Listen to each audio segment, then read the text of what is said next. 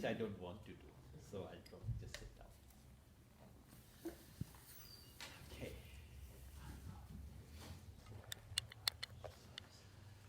Thank you, Lama Sahab, for those very kind remarks. All I can say is that while people like me get some public recognition because our faces are somewhat visible on media and such like, there are thousands others who are doing this work much better than I could possibly do, who are not visible, who take much bigger risk than I possibly do, who pay much higher cost. And those are the ones who deserve attention. So in whichever way, if we can do that, that would really be, that would make my visit meaningful. We have short time. So what I'll do is that I'll make my remarks in say about 20 minutes or so that we can have open gupshup, whatever everyone has in mind, because I wouldn't repeat things that all of us know. So I'll keep my remarks short to 3 or 4 prepositions. Number 1, what we face in India today is democratic backsliding, but not just that. We are used to the metaphor that democracy is backsliding. Well, it's backsliding here as well. But what is happening in India is much greater than that. In many ways, what's happening in India is almost a textbook model of how democracies are killed in the 21st century. 20th century model was that a army general would come and say martial law, censor, constitution suspended. In 21st century, everything is smart. Phones are smart, dictators are smart. And they have come up with better mechanisms. So the 21st century model of killing democracy is to do so by using the mechanism of democracy, by invoking the people. And in the name of people, democracies are killed. And if possible, by mobilizing the people, republics are dismantled. That's the 21st century model. This is what happens in Turkey, this is Hungary, this is Sri Lanka, this is India. But it's not just democracy that's being, in India what's happening is deeper than that. It's not merely democracy that's being dismantled. I mean, we've had that in the past as well. Emergency in 1975-77 was an instance of democracy being dismantled using constitutional means. What we have today is much deeper and more serious, because emergency at least had the pretense of being an emergency, a short-term emergency measure for something special that was happening, ostensibly. But now, this is normal. This is the new normal. But it's not just democracy. We now know and understand that Indian constitution is basically being set aside. It was being done openly, brazenly, but during the 2024 election, the rulers realized that no, it's risky to say it. So now they would do it without naming it. But basically, it's the constitution that is being assaulted.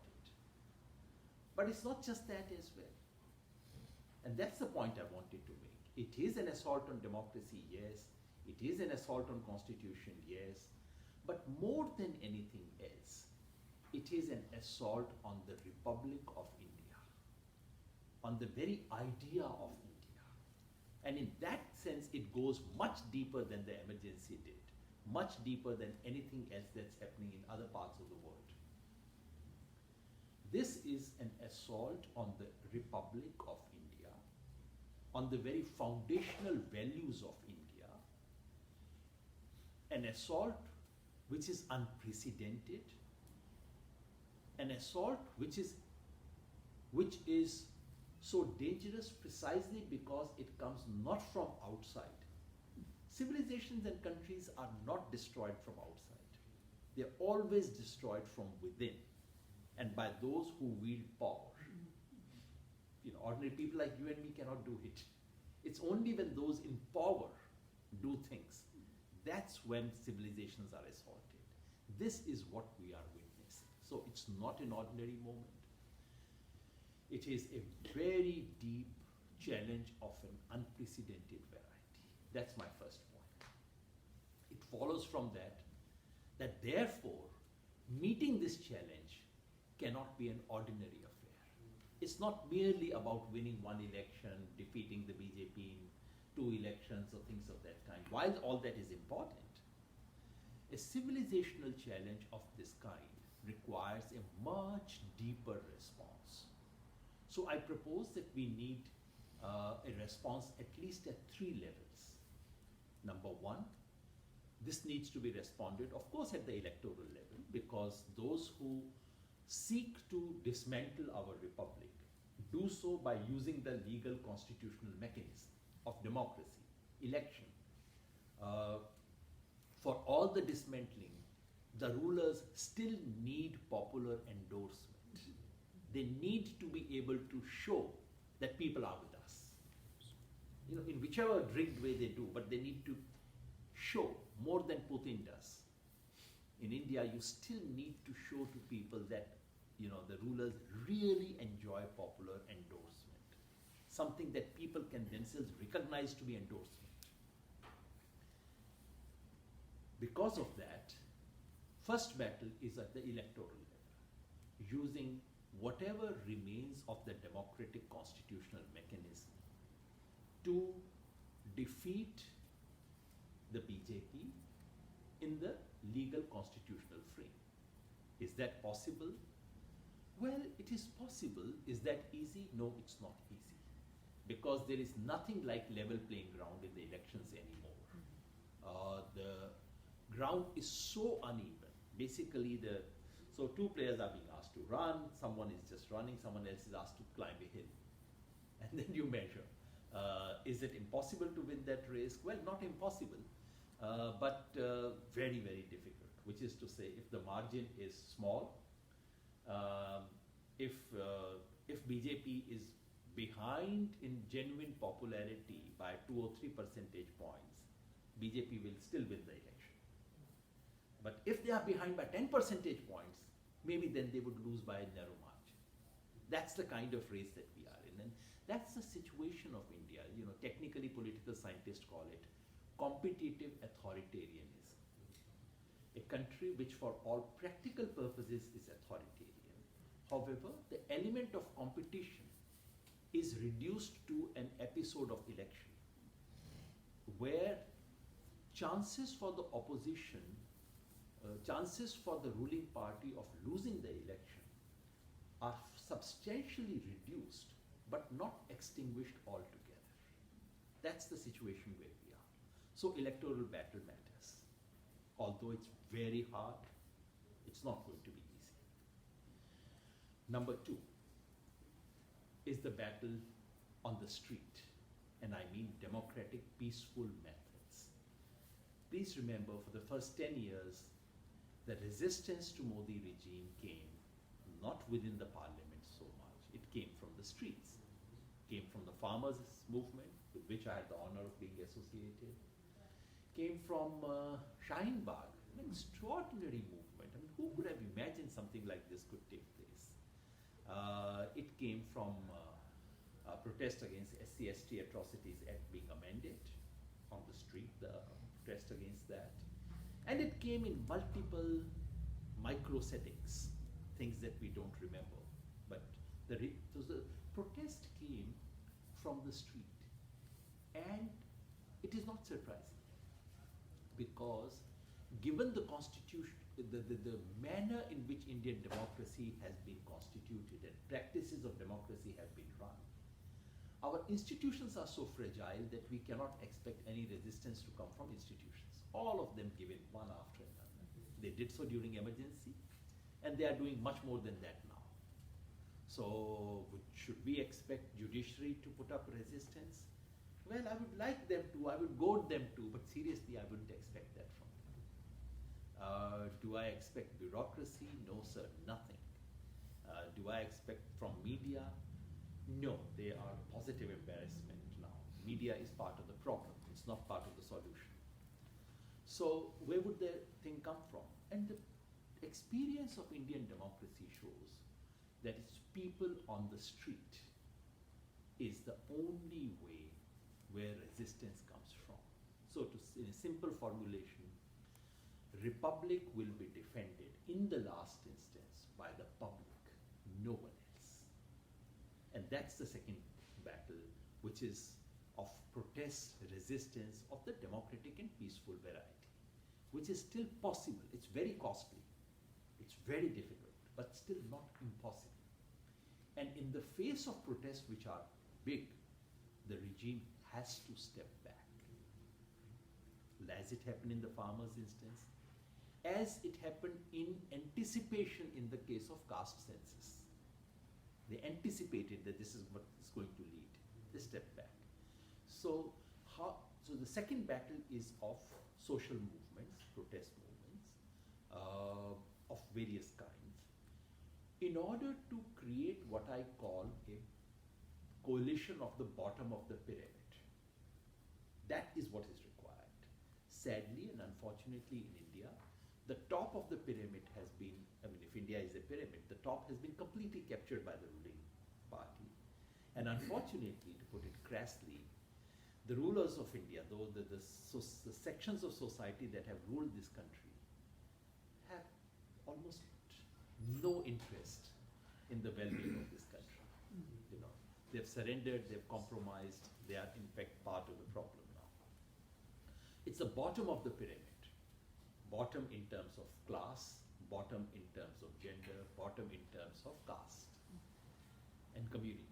It is that bottom that needs to be united, and that will be united by social movements. That's the second challenge. And the third challenge is the challenge of ideas. Ideas and culture. Because in the last instance, if we are close to losing India, it is because we, those who call themselves liberal, secular, progressive, whichever label you like, we have lost a battle of ideas. We have,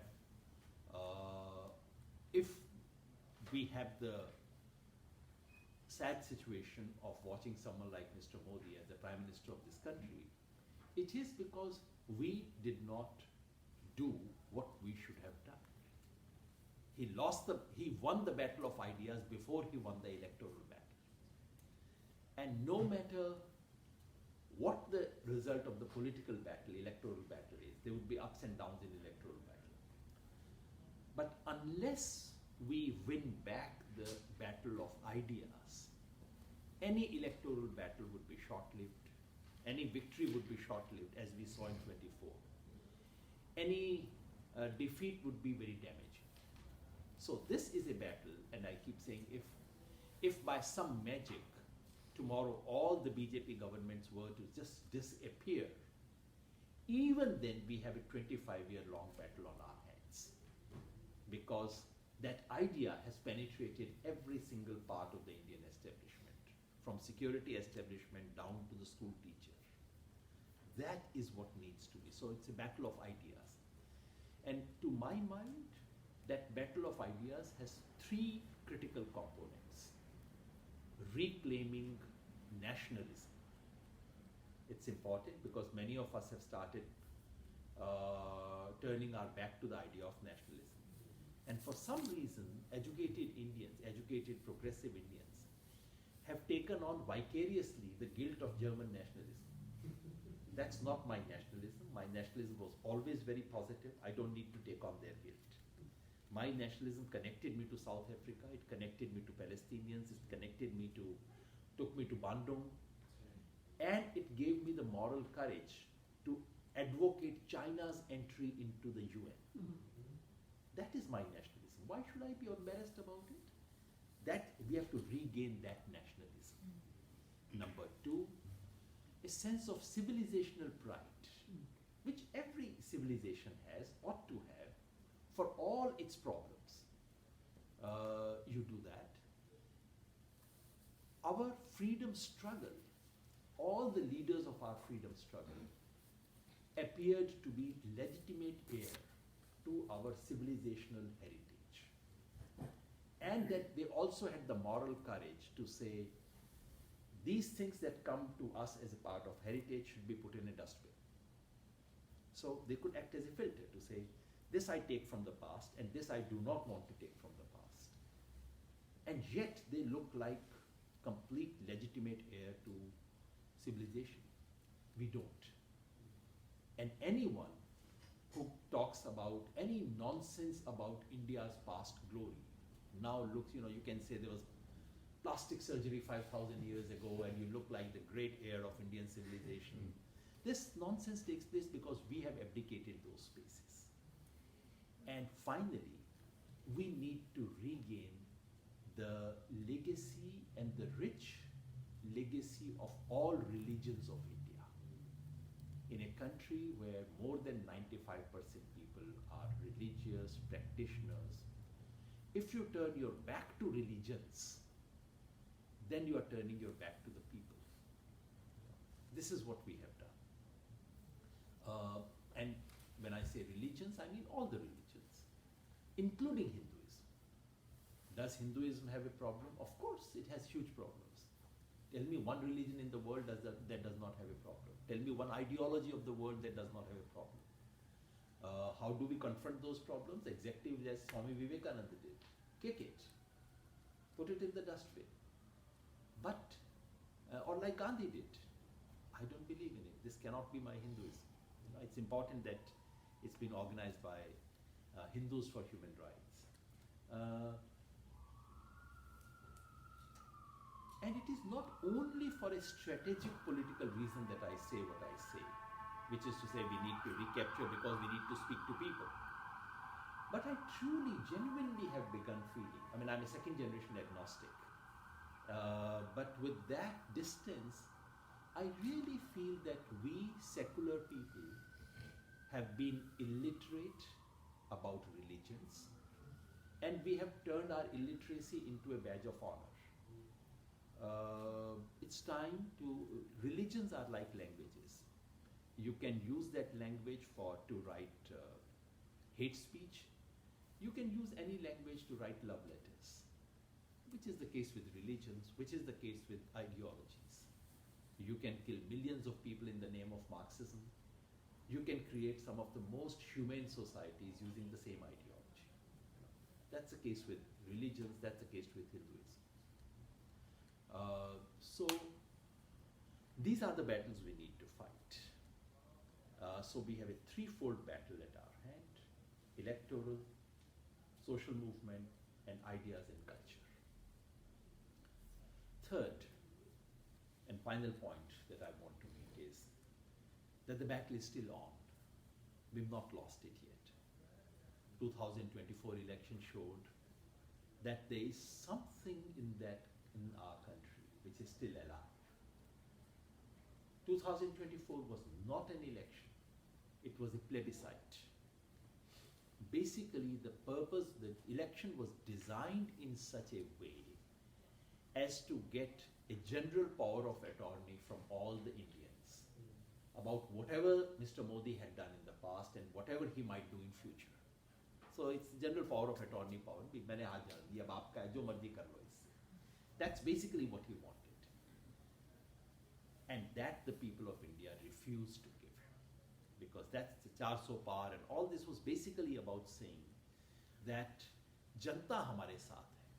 And once you can say this, then what is constitution? What is legal institution? Janta hamare saath hai. And that, the trouble with plebiscites is, it's easy to organize, but the result is only twofold, either yes or no.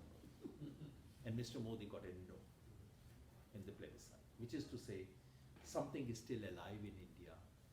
This was not only a plebiscite, it was a very carefully managed plebiscite in which the level playing ground was very unequal, the entire media was mobilized, infinite money was poured in it, and the rulers had almost managed everything, just like Mrs. Gandhi in 1977 thought. She had managed everything. But the trouble is that people think. That's one thing that authoritarian rulers have not yet been able to fully capture. So there is space. Is that space an assured space? No, it's not assured, which we saw in Maharashtra, we saw in Haryana. These are contingent spaces which open up. If you struggle, you can keep that window open for a little while. The moment you relax, the window closes. That's what happened again. Back to the same situation. However, it shows a potential. There is a space that can be utilized. It's available. There are organizations, there are individuals, there are movements, political parties, which are taking on this challenge. The one thing that I witness in India, more than many other countries, is that for all that, for example, when I compare it to any other country, some that I get to see, that the quality of resistance, the density of movements, protest, is still very deep in India. And I suspect it is the impact of our freedom struggle. The shadow of the Indian national movement still persists, has not yet completely disappeared. And that means that for all the three battles that I outlined, for all these three battles, there are individuals, organizations, movements, campaigns, mostly informal, mostly not so organized, which are in this battle. The first battle, that of electoral, has to be fought principally by political parties, by big political parties. We may like them, we may not like them. As Laba Saab said, we have had a political party, we still have it, Swaraj India. But in 2022, we realized that the stakes are so big right now. Country's future is at stake. If Swaraj India manages to get a few thousand votes, how does it help the country? So we said, fine, we will not contest any elections, and we will put all our energy to strengthening the opposition that can take on the BJP. Whoever that, we may have 100 differences, पर अगर घर में आग लगी है, उस वक्त आप ये नहीं देखते हैं कि जो पानी का बाल्टी लेके आ रहा है, उसकी बाल्टी लाल है, नीली है, हरी है, पीली है, कोई फर्क नहीं पड़ता. पानी लेके आ रहे हो, तुम मेरे दोस्त हो, मेरे भाई हो, चलो मिलके करते हैं. That's the spirit in which we've been engaged. But the first battle is principally the battle of to be fought by mainstream political parties. They have their limitations, serious limitations. If they did not have those limitations, Mr. Modi would not have been the Prime Minister today. So it's part of, no point in complaining about these things. These are the givens. This is why we are in the mess that we are. So, but there are ways in which those political parties can be supported and helped. We have been doing so. We started that in Karnataka Assembly election, did that in the Parliament, Karnataka, Telangana parliamentary election. Then in the Assembly elections, including Maharashtra. So not everything that we do succeeds. Maharashtra is a glorious example that I thought we had put in our very best effort in Maharashtra. The results are completely the opposite. But so what we, and many other groups are doing is to say, okay, the opposition will fight elections. They will choose candidates of their choice. I'm not here to give them consultancy. I'm here to just identify the gaps which they will never be able to fill. And can we do some work there? For example, Bihar's elections is coming. We know BJP fiddles with electoral rules, which is illegal and unconstitutional. But the opposition is not alive at that point because they will wake up only after the tickets are distributed. Can we be alert now, and can we monitor electoral roll changes and keep putting a red flag wherever something significant is taking place, and alert opposition parties to say, please, in this district, in this block, the following 10 booths, there are significant changes taking place. Can you go and do something about it? Because technically they can. So those are the kind of things we have done. Or during the election, what we have done is to mobilize the entire strength of organizations outside political parties. And the important thing to remember is that in this battle of saving India, if there are 100 people who are available for this battle, only 10 of them are in any of the major opposition political parties. The remaining 90 are outside opposition parties. And our task is how do we mobilize that energy and align it with the opposition effort at the time of elections. Otherwise, you criticize them, you say what's wrong with them, but at the time of election, how do we generalize that? That's the first thing. On the second battle, which is that of social movements, our task is, because that's a battle where political parties are not going to play a major role.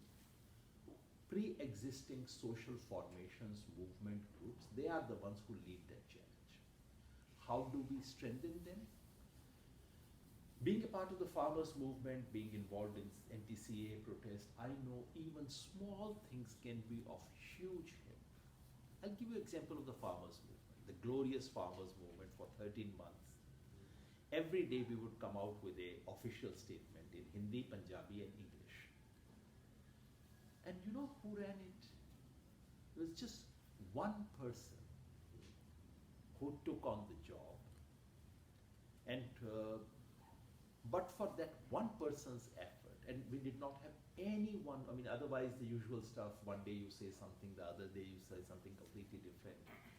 We went to a meeting with the Delhi police on the 26th January thing. And once there was a breakup, the senior police officer walked to me and said, "Who writes your press releases?" I said, "What's wrong with that?" He said, "Look, I am tasked with officially monitoring that. And I have not found one comma or full stop that's missing, or one fact that's wrong. And mind you, we are keeping an eye, we want to check it." And all this was done by a woman, a non-Punjabi speaking woman, Kavita Kuruganti, an extraordinary person. She ran this one, but for that effort of that one individual, we did not have a secretariat or anything of that kind. You know, so I just was using this to illustrate how even tiny help. This woman just planted herself there. सब चलता रहेगा, लेकिन ये मैं संभालूंगी और ये मैं कर दूंगी. That little thing made such a big difference to the farmers' movement and its public presentation. So small things can make a huge difference because, mind you, as most of you would know, our social movements do not work like civil society groups work here. There is no office, there is no secretariat, there is no help, even for the minimal things, you know, what you might spend in a meal here or even back home in a meal is something that can keep an activist, working for 2 months. So with those minimal resources people work. That's the second. Third, and finally, the battle of ideas. That will not be fought by political parties. Political parties are like shopkeepers. They cater to the prevailing taste of the customer. You cannot expect them to change the taste. You have to do that. This is a battle which has to be fought by all those Indians who can see beyond tomorrow. And that's a battle where I would wish to invite all of you. It is not a simple battle. It is not that we have those ideas with us and some idiots sitting in India do not understand it. No, that's not the case. We need to learn. So before we educate others, we need to educate ourselves. So the ideas available to take on the BJP RSS onslaught are not ready-made. Most of us, because we are like the American elite in the West and the East Coast, we are so self-assured. We know we are right and everyone else in the world is wrong. And these idiots do not see the truth which is in my pocket. That may not be the case. We really need to come up with fresh set of ideas, fresh need not be entirely fresh, because fortunately we have a treasure which we just have to go and open the doors of. And that treasure is India's freedom struggle. And the set of ideas from Vivekananda to Mahatma Gandhi to Baba Sahib, these are the set of ideas that we need to dip into and to recreate, to respond. That is what needs to be done. So that's all I wanted to say to begin with, that we are in the middle of an unprecedented challenge, that it requires multi-layered response, that the battle is on, that it is being fought, and that we can make a difference there. And in one ways, I think that this extraordinary assault is also an extraordinary opportunity for small human beings like us. I hear the glorious tales of 1942, but I was not alive. I hear about resistance to emergency in 1975-77. I was alive, but I was a bacha. Enough to see and remember, but not to be able to do very much. Thanks to Mr. Modi, we have something to redeem ourselves, to do something that may be remembered when we are no more. Thank you.